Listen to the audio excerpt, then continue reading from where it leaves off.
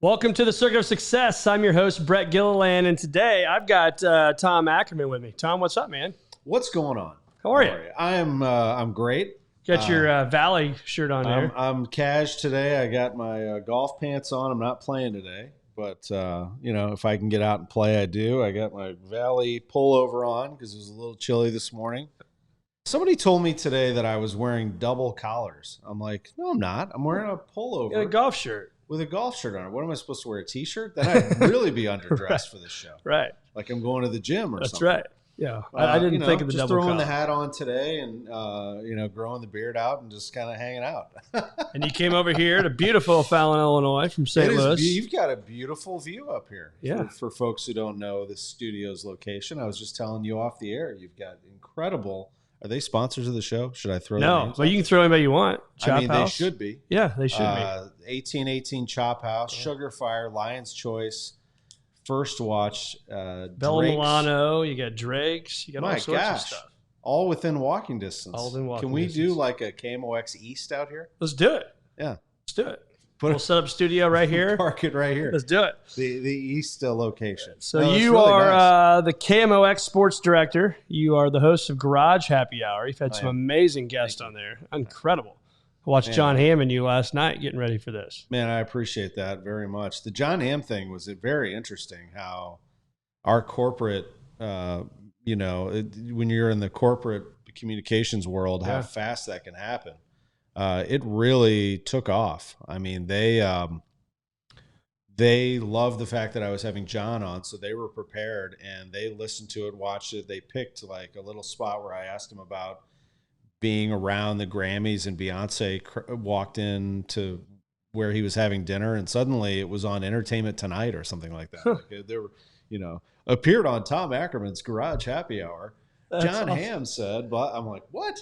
Just the pub you needed. How fast that can happen when you have a big celeb like that. But no, it's been fun. I kind of bounce around from local celebrities to anybody with St. Louis ties. Doesn't have to be St. Louis ties, but it's nice to kind of move around to actors and then mostly sports people. I think the one that really got that show going, when I had Chris Pronger and Ozzie Smith back to back, the Hall of Famers, really that was fun. And kind of got people's attention. And then I hit him with Sterling K. Brown, who I went to high school with. Okay. Great actor. But the Albert Pujols one was really fun for me because I have always admired him as a player. I got along with him from the very beginning. And I love how the Angels asked him to do it. Like they went into the clubhouse and said, hey, so there's this guy keeps calling in St. Louis who asked – he does a show out of his garage, but he works for the Cardinals radio station. His name is Tom Ackerman. He's like, oh, okay, I remember Tom. So he does this show out of his garage. What do you think? And he's like, yeah, tell him I'll do it. I'm in. I'm like, boom, I'm in now. Now this show's about to. So it was fun, and he was really great and open, and I appreciated that very much. And that the show is like he kind of got it, which I appreciated. The show is just. I'm just trying to be relatable. It's just a guy sitting in his garage drinking a beer, interviewing celebrities who over the years, you build a network and relationships and trust. And so people started coming on saying yes. People started watching it on their phones or devices, and they can still watch it whenever they want. That's a nice thing. They can just pop it on when they're killing a half hour, or you can listen to it as a podcast if you want. So yeah, it's been a really nice experience. And you got golf happy hour. So we got the garage. We're having a beer in the garage. Now we're going golfing, having a beer, maybe playing some golf and interviewing some celebrities and sports and so on. Sensing a theme here. So doing a new happy hour and then thinking about what my third one will be. But what else do I like to do besides sit in my garage is play golf. So I thought, let's put together a group. So my friend Marina Horton, really great golfer here in town, relatable, again, working mom, when she can, gets out and plays. And so the goal of that show was not only to bring in celebrities, which we're going to do, but to show that golf is fun, golf's available to everybody. We're going to involve PGA Reach and their efforts to show that anybody can pick up this game, and PGA Reach can help you do that. So no matter your age, background, where you live, they can help you learn the game. And it really is a great not only teaching tool for kids and for us in life, but you can pick it up at any time. I mean, you can pick it up if you're 8 or if you're 80. Yeah. So, and it's like the ultimate social distance sport. That's right. That's right. And it really hits. I think there's a reason why golf is exploding. So that's Golf Happy Hour. Look for that one. A little bit shorter of a version. This is more of an edited, fast-paced. Justin Barr, who runs a great account called SEL From Above, flies drones and amazing, all kinds of cameras. So we're just trying to do something a little different. You know, that's kind of where our world is going. Yeah. You know, I'm no longer a radio guy. I'm a media guy. Yeah. And we're a media company. Yep. So we're just trying to explore different ways to reach people. And I think today, the way things look to me is that people like to consume media that's a little more relatable to them rather than somebody stiff in a suit, a talking head who seems robotic. Yep. You know, who's a little bit more like me. That's what people like. Well, they want it on demand. They want it when they want it. And it's not like, oh, I want it from this hour to this hour. And obviously that will continue. But, you know, I think you're seeing it, obviously, that more and more people want it when they want it. Yeah, that's right. And, you know, this is a time in our lives where all of our lives have been turned upside down and have changed. And we're just trying to connect. That's right. We're trying to connect with each other and understand that we're all in this together. While we might have different views on politics and religion and whatever, we are definitely all in the same situation. We're in it together, man. So, you know, something like that can maybe take your mind off of it for a little while and know that, you know, we're all just trying to get back out there and do the things that we love. Hopefully people connect with that. That's right. So talk to us about the man you are today. Obviously, you don't just, you know, wake up and become the sports director at KMOX. And I'm fascinated by your story, and I want to dive into a lot of some of the stuff that you did early on to get you to where you are today, which is cool. But just kind of give us the background. Tom Ackerman, who are you? I know you grew up in St. Louis. Now you're representing KMOX, the voice of the Cardinals. Holy crap, that's got to be cool. Yeah. But tell us some more about you, man. I'm a St. Louis kid. I grew up in Creve Coeur, basically, like right by Mercy Hospital. It was St. John's then. My dad was born and raised in St. Louis, lived in Clayton. My mom from Southern Illinois. What part? Salem. Okay. Yep. So, you know, they met, and I'm the oldest of two. My sister lives in San Diego. She's 4 years younger than me. But yeah, I was born in 75, you know, grew up in the 80s with the Cardinals, and absolutely loved listening to the games on the radio, just like most of us did. Loved watching the games on TV, and I was always fascinated with broadcasters. From an early age, I just loved the cadence of the radio broadcast. I loved the excitement of the TV broadcast. If I think of the names that really grabbed me early on TV were like Keith Jackson. I loved how he would sit back and let the crowd and the picture tell the story for a while. And I loved on radio Jack Buck. I just loved the way that he talked. This is like the easiest way I could say it, that it was like you were sitting with a friend who was explaining to you the game, and he was so good at it. Yeah. And taught us so much about it that's what I wanted to do from a very early age. So I followed all of them and followed sports, and I'd run around the house, you know, playing Nerf basketball and calling the game. I would call entire games outside, throwing a tennis ball against a stack of railroad ties like I was Danny Cox, you know, pitching and trying to hit the strike zone, which was a square, like the end of a railroad tie. And I would call an entire game. It was crazy. Did you have a radio voice? Did you different voice then? Yeah, not really. Just yeah, kind of. Tom Ackerman with the pitch. Yeah, I just imitate. You know, here's Cox with the pitch. Like I imitated Jack a little bit, and I would do even football out in the yard. My parents must have thought I was nuts. I mean, I was throwing the ball to myself and running, you know, down the sideline for the touchdown, and then I would go inside and write up a little box score of the Mizzou game beating Oklahoma 58-7 or whatever it was. Wow. And so that was just, I was fascinated with it all. I was the kid that the teacher would say, you know, Tommy Ackerman, put that away. And it would be the sports page. You know, I'd be reading it in the back, or I'd have the game on like this in class. You know, I'd have the radio in my ear. I mean, I just, I loved it. And so now I get to live it. And I got there by love of the sport and of the medium, and actually both TV and radio. That's really how it all started for me. I thought it was cool. I read that in I think it was your sophomore year in high school, you were at St. Louis Country Day, and you would call KMOX. Remember this story? Yeah. Yeah. So you'd call KMOX and then go to the local football game or whatever it was and report the scores at halftime, right? Yeah. So I became, I played basketball as a kid. That was my favorite sport, playing as a kid. And I played that all the way through high school. I played baseball. I played golf in high school as well. I loved football. I loved playing, and I was fascinated with the strategy of the game, but I just was not very big. I mean, I was, as a junior in high school, I'm 6'2", 210, 215 right now. I wish, man.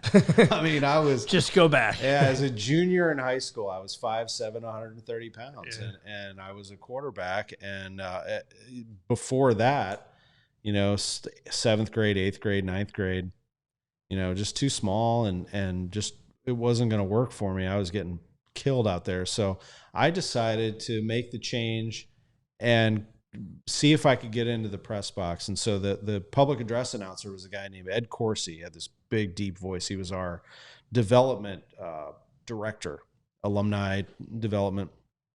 And he had this incredible voice, so first down. You know? and I went to him and I asked him about his job. And I told him that I was fascinated with it. And he said, what if we had you call the freshman games? And you're a sophomore, the JV games, you know, we'll have you up and do the PA. And so I did that. And then when he, by the time I was finished with that freshman year or sophomore year, I did those games.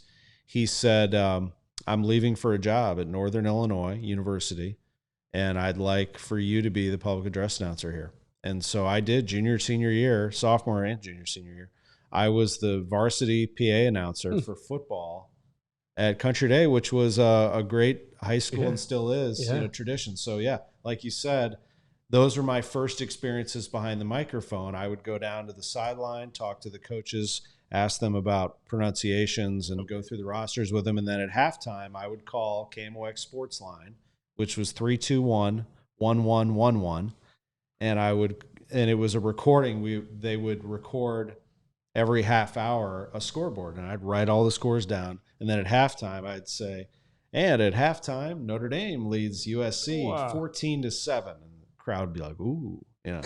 And I got a real kick out of it. So I would read the scores, and those are my first sportscasts. And what a great experience. That's incredible. What a cool story. I mean, to think, though, that you knew from early age. I mean, I just had this conversation with my 15-year-old yesterday. He was in here in my office, and I said, what do you want to do, you know, when you grow up? Obviously, I didn't think he had any idea, and he doesn't have any idea. I'm like, hey, most people don't know what they want to do at 15, but it sounds like you did. Yeah, and I just, you know, was I nervous? Absolutely. Yeah. You know, but like my daughter just told me, I have 2 kids, 14 and 10, both girls, and my 10-year-old told me she was nervous before one of her games. She's playing in a league now where the players are a little bit better. Yeah. She's a 4th grader, and she's on a good team, and she said, I'm a little nervous, and I said, that's good. That's right. I said, you know, you'll understand what I'm talking about, but that's excitement. That's your body not totally understanding what's about to happen. That's exciting. And once you get out there and start doing it, all those nerves just sort of fade away and your energy goes into the game. And so that's what happened for me. Of course, I was excited and nervous all wrapped into one. And here's this crowd. But those are my first. So I was doing it, you know, I was calling the games. My friends are out there. The parents are in the crowd. And I still got to be part of the football experience and do these games, and my voice, you know, is echoing out into the neighborhoods. And that was so when I think back on it, it's still one of the coolest things I've ever done. Heck yeah. You know, so it was a great start. And I knew right then, you know, this really is what I want to do. That's very cool. So tell us about your start at KMOX. I mean, I think another cool story, some of the stuff that you did there, but I know you went to Indiana University. And then came back and started working at KMOX right out of college, right? Yeah. And the quick story through college is, you know, I went kind of the same thing. I went to the student radio station and asked them for a shift on what was an FM music station that did a little bit of sports. And they said that freshmen really don't get that opportunity, but we'll talk to you next year. And then I got a call back a few weeks later. They said, we actually have an opening. Would you like to do something starting second semester? I said, man, that'd be great. I'm in. I said, I'll take it without even asking. They said, awesome. So it's Monday, 3 to 6 a.m. Oh, goodness. And my mom said, you're crazy. You can't do that. Yeah. And I said, Mom, I'll change everything. I'll rearrange my classes. So I did the show 3 to 6 a.m. on Mondays. I remember how excited I was walking through the snow to get to the station, which was on 8th Street in Bloomington, walking from my dorm, and nobody's listening to me. Yeah. My roommate claimed to. There's no way. Nobody listened to me. But he's coming home from something maybe. Yeah, but it was fun for me. I basically read the weather and said which song was coming on next and read a couple of promos, but I was on the air. And so I just each year in college moved up another level. I had a show from 6 to 9 a.m. with a friend of mine, and we did some news, and then we did music. We talked some sports, and later by the end of college, senior year, I was doing 3 to 6 p.m. on Friday. I was calling basketball games, baseball, football. The opportunities started to grow there a little bit. Now today, and I'm on the board of the media school there, they have unbelievable opportunities. Yeah. TV, radio. I mean, media. What they do for these kids is amazing. Then I felt like I kind of had to fight for myself, but I got on the air and it did help me. So I went to KMOX and I had a couple of people help me with just to get me in the door as a reference to say, hey, give this kid a shot just to interview for some board op position, anything you have. And I got my foot in the door and I got the interview and I ended up getting a job as behind the scenes, $7 an hour, basically getting coffee, driving the van, setting up remotes, answering phones. With a degree from a great university. Right. Whatever I could do right. just to get in the door and to get noticed. And after a while, people started to like this kid, Tom Ackerman, will do anything you ask him to do. And I kind of like when he fills in for my producer and whatever. So the break I got was in 98. Dan McLaughlin left his weekend Sports Open Line post to take the Cardinals TV job. And they tried me out there as a reporter and as a host. And I got it. And so in the fall of 98, during the McGuire-Sosa home run race, when I was reporting out, gathering audio like I had been for the last year, I was now on the air, and I hit it at just the right time. I mean, 98, 99, the Rams won the Super Bowl. Yeah. I was their KMOX's Rams beat reporter, in 2000, and the Cardinals take off. And so it was a really great start. And I'm 22 when I started at KMOX, and now at 45, almost 46, I've been there over half my life. Yeah. And in some ways it's gone by fast, but in other ways it has been part of me. I almost can't remember my life without it. Yeah. I think I hope people are listening, the circuit of success, we talk about the attitude, the belief system, the actions that you have to take ultimately get your results in your life, right? So what I hear so far is you taking action. It wasn't somebody coming to you and saying, hey man, we need this guy. Can you fill in, right? No, it was you play calling in the backyard. Like that may seem like not a big deal, but that's a big deal, right? That was the visualization. That was the vision of where you were going with it. And I think you probably got a taste of what you wanted to do long-term for that. So, yeah, and it was a tough, it was tough. I mean, my dad died of a heart attack very suddenly when I was almost 18, right after my graduation from high school. And, the plan, I think in his mind, he was the co-founder of Sunshine Drapery. And I think maybe when I was a little kid that, I would succeed him there, or at least that I would work there. But that changed pretty quickly for him. Like he was very much a supporter of my dream as a kid, even though he knew, and he didn't tell me this, but he knew you're not going to make a lot of money, at least not initially. And it's going to be a lot of work and a lot of long hours and a lot of competition. People are going to be breathing down your neck, but go for it. And I'm with you all the way. And without his support, I probably would be doing something else. But I kept the dream alive. And after he passed away, I just decided that I'm keeping after this man. And so yeah, that's right. I would say that nothing was handed to me. Yeah. I mean, I just kept where I still have the same attitude. I just keep working at it. I don't want anyone to take it from me. So that was always my attitude. That I think I have this reputation as being a very mild-mannered, calm person, and I feel like I am. But I have a deep burning thing inside of me that of competitiveness. Which it takes a lot of it, especially in your industry. Yeah, I feel like the one day that I coast, I'll either get passed over or I'll get let go. Yeah. That might not be true, but it could be true. And in my mind, that's how I feel. Yeah. So can I take days off? Sure, I can shut it off. There was a time where that was not very easy, and so I've learned over time the balance of life. I'd say when I was in my 20s, man, I pushed the gas pedal pretty hard. I mean, I really almost burned out the engine completely and left the business because I was doing way too much and not sleeping. And eventually I figured out how to be my best and still burn competitively. Yeah.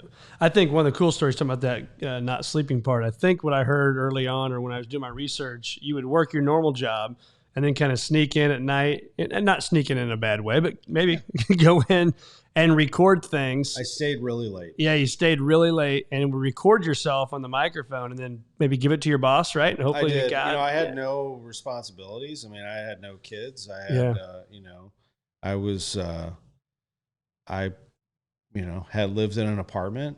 I mean, so what am I going to do? Sit around and watch TV? I mean, so I would do my job, and then at 1, 2, 3 in the morning, I was over and over and over making tapes to make sure it sounded good, and then I would leave them on his desk.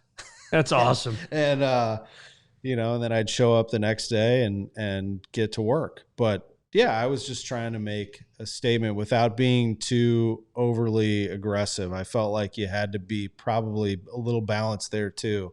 If I'm a little too relentless, they might be a turnoff. Yeah. So wait for your opportunity and then go for it. And I was encouraged also by my coworkers who recognized, I don't know if they recognized that I was going to be a talented on-air person or anything like that. I think they just liked working with me. And so if I had advice for people breaking into the business, you don't have to be Bob Costas. Eventually you can prepare like Bob and you can learn to speak as eloquently as Bob. But the one thing that you can control is your passion and love for it. And certainly you can control your work ethic. And there's no doubt that you can be really good at it by, pushing forward and doing all that you can to be the best that you can be. And I think, well, actually, you know what? Above all of that, what trumps all of that is kind of what I said a couple minutes ago. Are you somebody that people like to work with? That's really the biggest thing of all. Yeah. Is that I can tell you from being at the station for a long time, we like each other there. We like working with each other. That's super, super important. There's a broadcaster for Fox. His name is, I don't even know him. We don't even know each other, but I admire him. His name's Kevin Burkhardt. You've probably seen him. Yep. He's very close to being where Joe Buck is at Fox. Wow. He's climbing the ladder fast. And I've read about him and I've learned about him. And you know why he's so good? Because people like working with him. People like him. Because he shows everyone respect. And so if I were to encourage young people, that's what I would do. Best teammate you can Love it. We call it the no asshole rule here at Visionary Wealth Advisors. That works for me, man. That works for me. That works. I'm going to ask you a few questions here. I'm going to put you on the spot. You got to pick some of your favorite stuff. Fine. Greatest show on turf or Mark McGwire? You covered them both. Which one? Greatest show. Greatest show. Greatest show was amazing. I'll say this about McGwire at the time, and you can't take my emotions back. I don't care what happened with steroids. Yeah. That was incredible. It was. I mean, I thought that every single day I was going to see something amazing, and then I did. I've never in my life expected to see 500-foot home runs, and he just did it over and over again. Now, We learned later that Right. they were aided by performance-enhancing drugs, and I completely frowned on it, and I still do. But can't take my emotions away from what that felt like in 98 and That's 99, right. and it was incredible. But the greatest show on turf was a fascinating story and so much fun. And every single game in the Dome was a rock concert, and the city caught on to it. And Kurt Warner came literally out of cornfields in Iowa and became this superstar. From a grocery store. Yeah, and mixed in with the amazing trade for Marshall Faulk and the great play across the board from the receivers, from Bruce and Holt and Akeem. And then you had Pace. Here's this number 1 pick who becomes the bodyguard for Warner, and Vermeil, who hadn't coached for whatever it was, 13 years, builds this thing back, and Mike Martz, the mad scientist, and the defense, and it ends up being a defensive play that wins the Super Bowl. Like, the whole thing was mind-blowing, and you still couldn't get over the fact, like, St. Louis has a football team again. It's just all for 95, 96, 97, 98, not a very good team. And then it just all clicked one time and kept on going. 2000 was a really good team that just got clipped in the playoffs.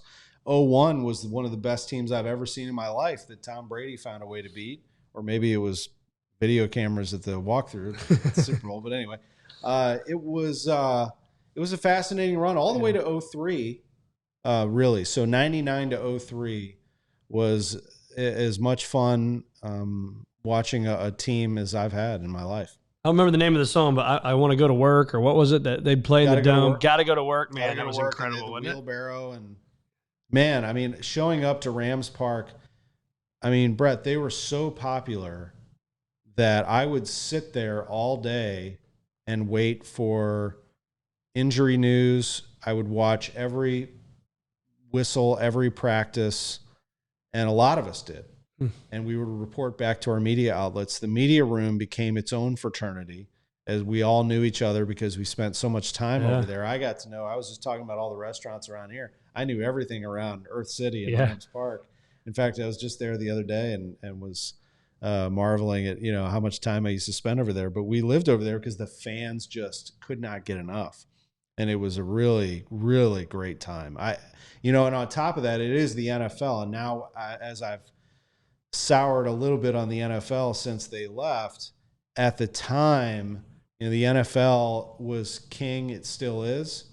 So you had the whole country talking about you. Yeah. You had national reporters in every day.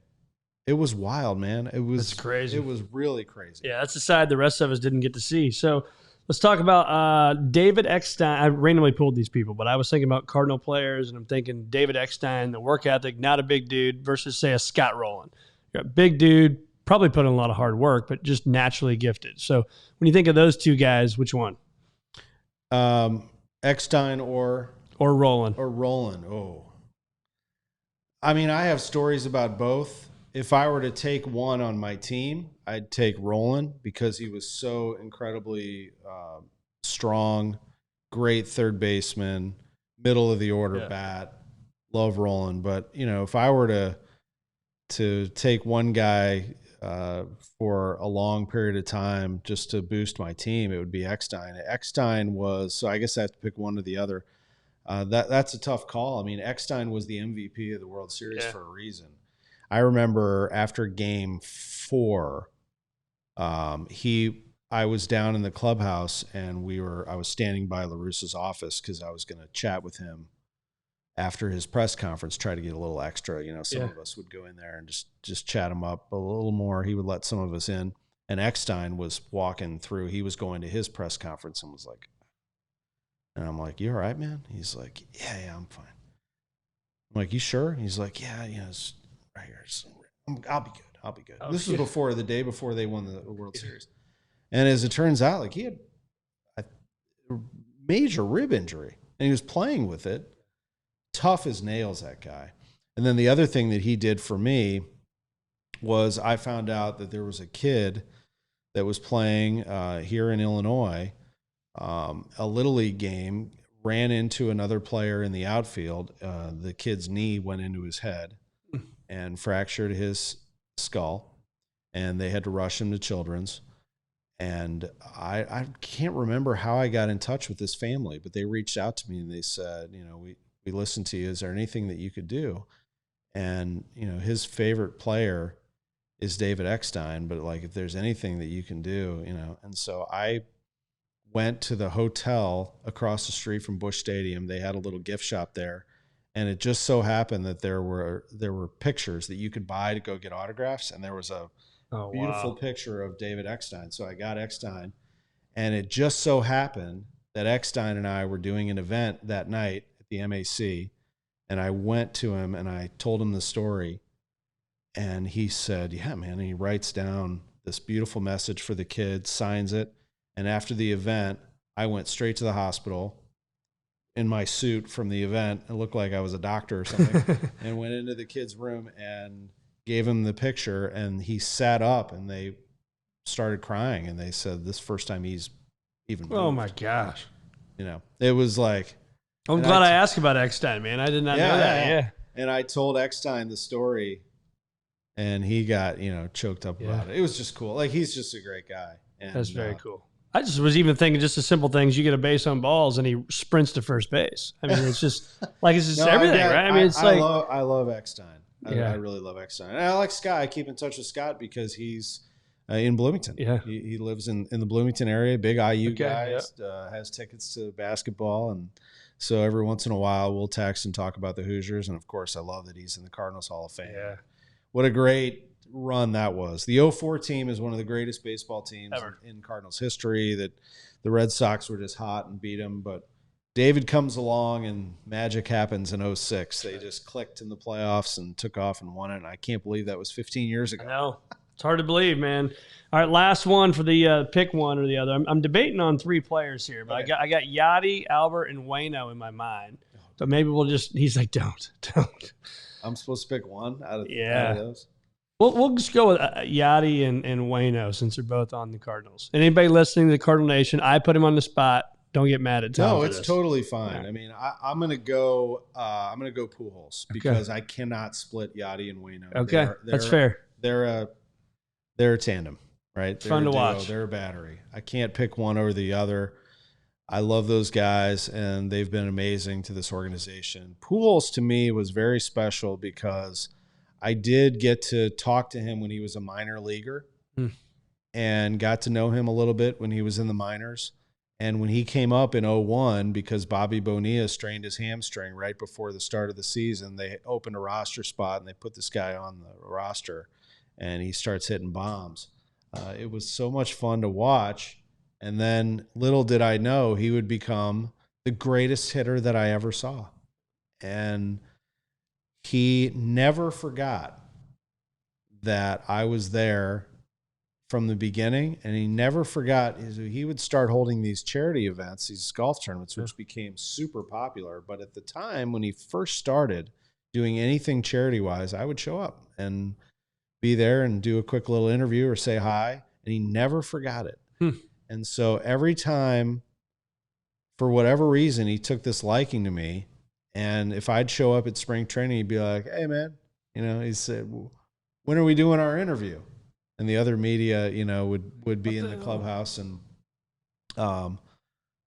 he would pull me aside and we'd knock out these interviews. And it was really special to me that he would give me those opportunities. And I never took those for granted, all the way up until that garage happy hour that I did with him recently, where he said yes. I just always appreciated how he treated me. I think he appreciated how I treated him. And it was a lot of fun to watch him take off and do his thing. And they don't win those World Series without him. And those 11 years are, in terms of baseball history, nearly unprecedented. Yeah. He would have passed all of Musial's numbers, but, the business is different today. And he ended up going to another team. Didn't totally work out, or did it? I don't know. I mean, can we just dream a little bit that he's going to let's just have some fun here and dream that he's going to come back and put a Cardinal jersey on? Yeah. So, I mean, if people are watching this later, maybe he is or maybe he isn't. But I will say this, I would selfishly love to see it. It would be a marketing bonanza and fun, but I also think about him and the Cardinals from a business standpoint, right? So what's the best thing for him if he really wants to continue to play, and he does? Would this be the best place for him, or would it be somewhere where he can play every single day? Does he want to be relegated to a pinch hitting role? Will it work out for him? Will it not? Of course, it would be great to see him back in that uniform and getting ovations. But what's the best thing for him? What's the best thing for the Cardinals? As we're talking here, they're a first place team, and they've got a nice thing going right now. So it's an interesting subject, I think. There's no real wrong answer. I don't think. I know everyone wants to have a take on it, but I'm going to sit back and say that it will work itself out.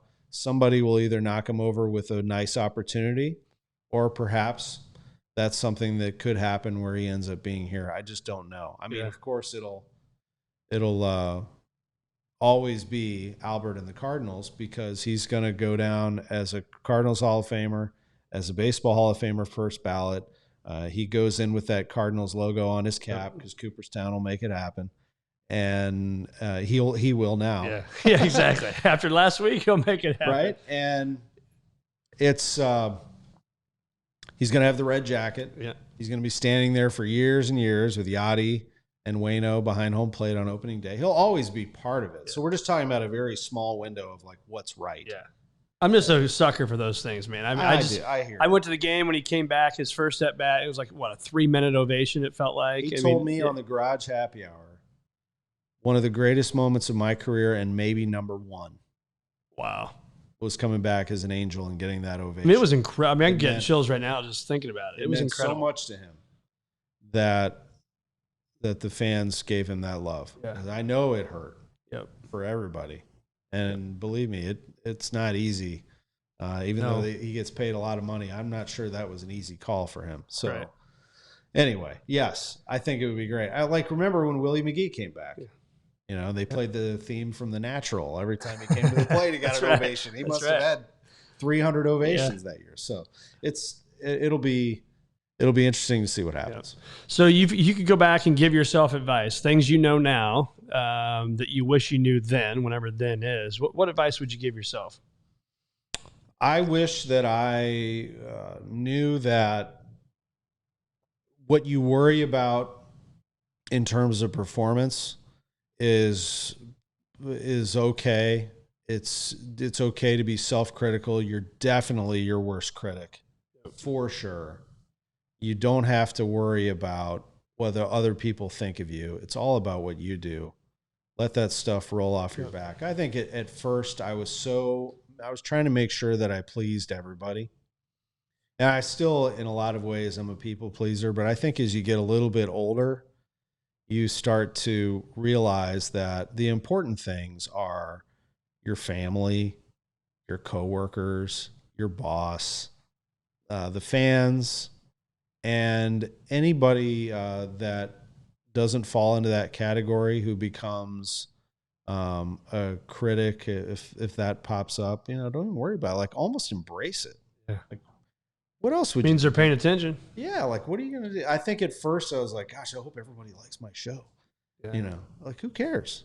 If people don't like it, they heard it, and it's okay. Yeah, exactly. Like, what would I be doing? Sitting on my couch watching TV, or do you want to go be in the big leagues, man? Yeah. I mean, do you want to be in this or not? Yep. Is what I would tell my young self. Like, let's go. Yep. So I've definitely that's what I would probably go back and say, that it's okay to. Bernie Miklasz is a great friend. He's kind of like a big brother, and I remember this very well. It was a Sunday morning, and I was off that day. Had a cup of coffee. I'm probably 25, 26 years old. Open up the Sunday Sports page, in the little sound off section, there's a little letter in there from a fan, like, who is this Tom Ackerman who's on KMOX, and he was on some TV show talking about the Rams. Like, what does he know? Why would they hire this kid? It's ridiculous, and he looks like he's 12, and blah blah blah blah blah. And I like, well, that's a great way to start the day. And I get a call from Bernie Miklasz, like pretty quickly. It was around lunchtime. He's like, "Hey, what's up, Pally?" I'm like, "What's up, Bernie? How you doing?" He said, I saw the paper this morning." And I'm like, "Yeah." And he goes, "You ain't a player in this town till you've been ripped in the sound off section." Oh, I'm like, "Thanks, man." yeah, I needed that. He's like, "You made it." That's And I'm incredible. like, "You're right. You know, I feel pretty good now." Yeah. I went from 0 to 100. So yeah, that was good. And so that felt good. So it's okay. Yeah. It's okay. Look, you want to step into the ring, you want to be in this business, better have a thick skin. Yep. That's That's sure. any business, right? I mean, no matter what you're doubt about doing, it. whoever's listening to this, I mean, if you get knocked down, I always call it the bounce back theory. The quicker you get up from defeat, the more successful you're going to be long term. That's right. And that could even be something that's not public. So if you have your boss or somebody you look up to or a superior tell you that what you did was not good or wrong or whatever, my thought process is, boy, am I glad that that person feels comfortable enough to tell me that. Yep. That feels pretty good, actually. Right. I'm glad, and I'll be better next time. Like, that's how I react to those things. Or I have, if somebody pokes at you on Twitter, let's say, because social media has changed the world. That definitely happens. I look at that now as an opportunity to turn somebody around. So I actually, if you go back in any of my Twitter feeds, you'll see, like, I love to engage people on Twitter. I had somebody hammer me pretty hard actually recently, saying that I was way too positive about the Cardinals, and I'm like, yeah, okay, I tend to be a homer. That's okay. But guess what? I'm also very fair. But I didn't say that. I just kind of sat back. And I didn't say anything. And the next day he's like, "But you're a good broadcaster." And I didn't mean anything by that. And I said, "Hey man, it is all good. I really just love to interact. I love the engagement. I think that I tend to be homerish, but I think I'm fair. And what you probably don't know is I can mix it up with the best of them. So, anytime, you want to discuss baseball, I love it, man. Let's crack one open and talk." And as it usually turns out, those people are just looking for a good conversation, and they would like to go have a beer and talk some ball. Yeah. It's just sports. Oh, they would absolutely love it. Just the fact that you reach back out to them, right? Yeah, it's just probably sports. Switched it. Like, we're not changing the world here. So, that is fun. And I do stay away from politics, by the way. I make sure. Good idea. I think most people would probably not know which way I lean politically, and I'm totally cool with that. Yeah. I think that's totally fine, especially in today's world. Goal planning. Are you a big goal planner? Write it down, visualize it. I mean, what's that look like for you? Yes. I don't write it down, okay, but I definitely visualize. Okay. I probably walk us through that. What's that look like? I have in my mind, and I don't know how much I really reveal to the world, but I do in my mind have a picture of what I want to be in everything. So what kind of a dad am I? What kind of a husband am I? What kind of a career professional am I? And where do I want to be in a year, 5 years, 10 years, 15, 20? I think about those things, and what I envision, like, what am I going to look like? I almost predict, like, where will I be? Or I predict where other people in my life, like, I think in terms of my relationships, I'm very present. So when I meet somebody or engage somebody, I think, there's a reason why I'm now talking to this person. And the reason is that my sense tells me that that person is the reason we just talked or did a podcast or went to lunch or dinner, is there was a connection there. So I believe that my goals are kind of set sort of as I go. What I mean by that is my experiences in my work will develop through relationships with other people. So I do pay very close attention to who I am sharing that work energy with. Not to get like too deep on you, but no, this is awesome. Like, if there's somebody that it just, I can tell I'm not getting it, I'm not receiving the energy back, or maybe if I really look deep inside myself, I'm not giving them the energy that they deserve, then I'll make sure that I handle that relationship a certain way and make sure that I'm managing my time throughout the day. Like, I see every single day as important. So I look at a year, 5 years, 10 years, but I also look at tomorrow, the next week. It just sort of varies, but I definitely make sure that whoever I'm around that particular day, there is a reason and a method for all of those things. And then you also have to plan for the unexpected. So I do leave that out there too. Yeah. I think one of my things has always been, I always tell myself this, I don't get too upset about things because I need to save that energy for when I really need it. When you really get upset. So like if something doesn't work out, I'm like, all right, well, we'll take another route.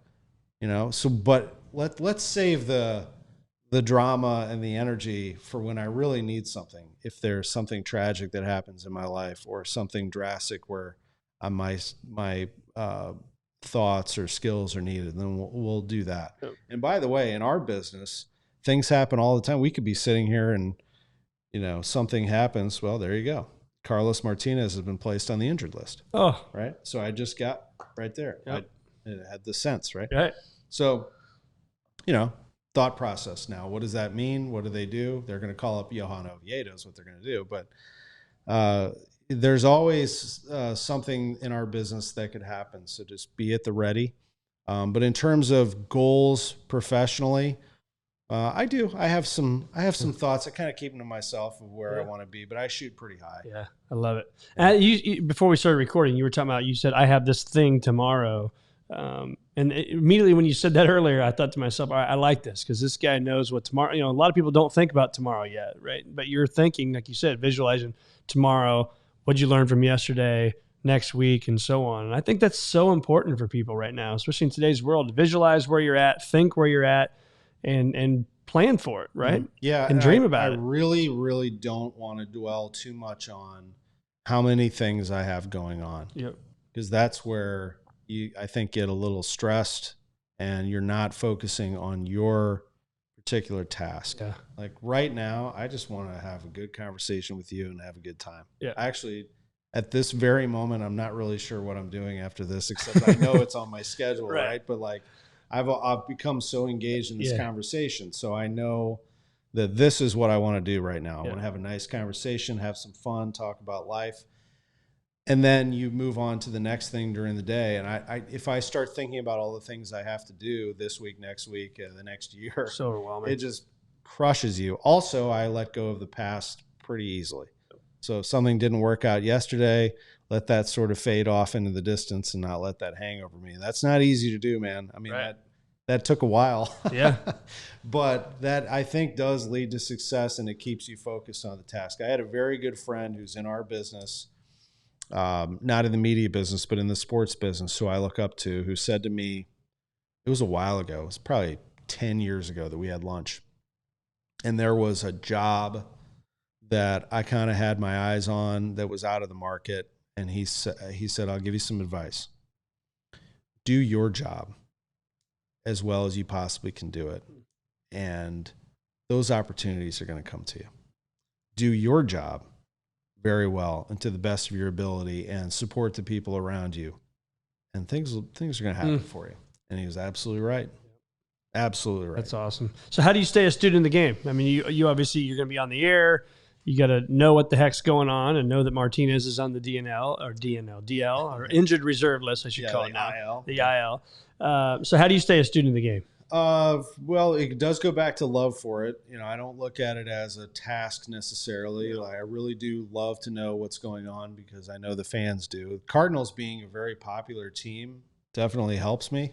If this was a team that nobody cared about, the motivation maybe isn't as there as much as I know that fans want to know everything that's going on. So we try to keep up to date on that. So I interrupt you on this. It was funny. I was talking to a guy in Florida, and we were saying about how I went to a Cardinal game. It's 13,000 people in the crowds. I said it was crazy. It was totally different. And he's like, "Oh, really?" Like, so down there, there's like, if there's 7,000 people, they're lucky. But here, it's totally different now. That's right. No, and it's probably going to increase. Yeah. As the season goes along and as more people get vaccinated and positivity rates go down. So, before long, you'll see Busch Stadium, and that familiar roar is an incredible sound. Yeah, they're a very passionate, amazing fan base. And I love all of it. Like, I love the negativity at times. I love the pessimism at times. I love when I walk down the street and my neighbor's like, "Hey, like, hey, these pitchers going to go deep in the game. What the heck's wrong with them? I'm like, yeah, man, they will. We're going to. But I like that. I'm more of a big picture during the season person. Not every game is like life or death, but I like that also. Yeah. I love that passion. Anyway, but that's why I pay attention to it. That's why I talk to people in the game and try to learn something new every day and what can I give our audience that they don't know? That's a great challenge with Cardinals fans. You tell them a little something they don't know, a little backstory, a little piece of information that you think might come together, a storyline that maybe they don't realize, or take a step back and look at a big picture. And that's very exciting for me. So I do watch the games as often as possible, or listen to them on KMOX when I can't be in front of the TV. And I pay very close attention, and it's great. And that goes for the Blues.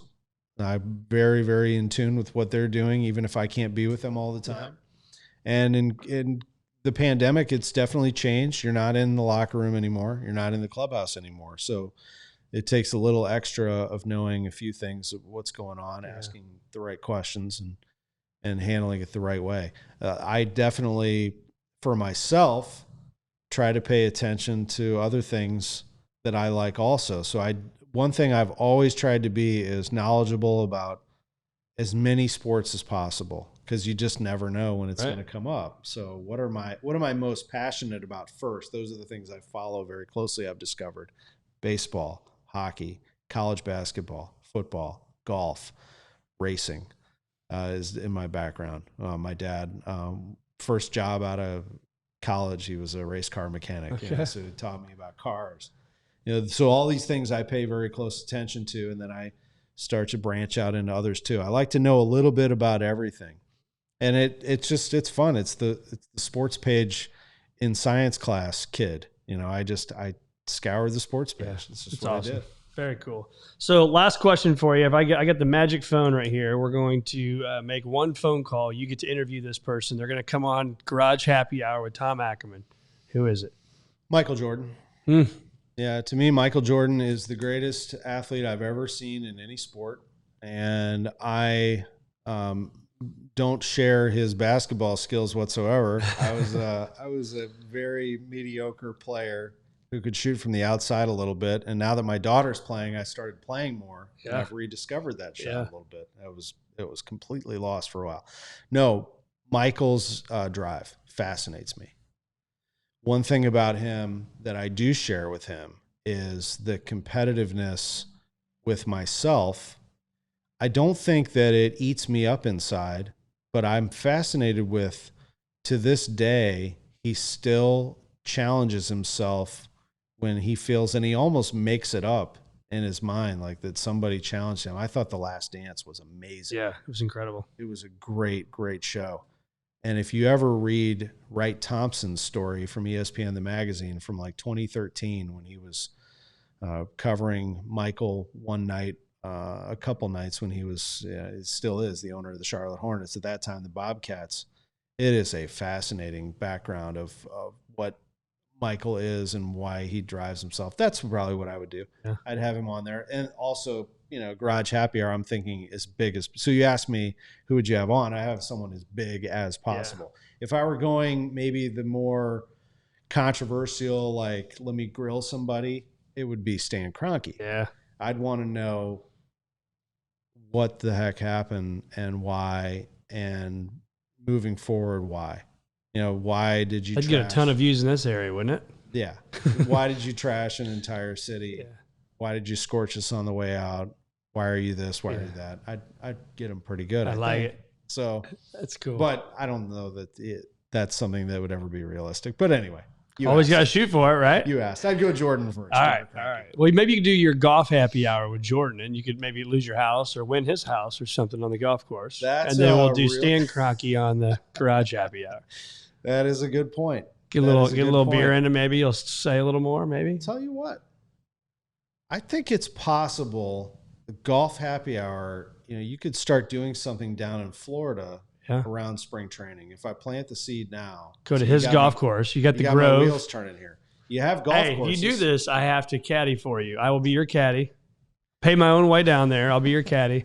You have golf courses down there. You have the biggest names in golf living down there. Rory, JT, Tiger, Jordan. My best buddy from grade school is a member at the Floridian down there. So we'll go to the Floridian. There we go. See? That's where those guys play. Now we're talking. Yeah, you get them at the Floridian, or we try to figure out how to get them on Seminole. Yeah. And just make it happen. Okay. That's for those of you listening, if you ever see Tom Ackerman playing golf with Jordan, I'm not his caddy. Please let me know. Rewind this tape. That's right. Yeah, play this and over and over. No, I just the people who are in sports, I think that there's a very human element to it that I've always been fascinated with, and that's really what drives me. It's not really the stats and winning and losing. The seasons come and go. It's a cycle.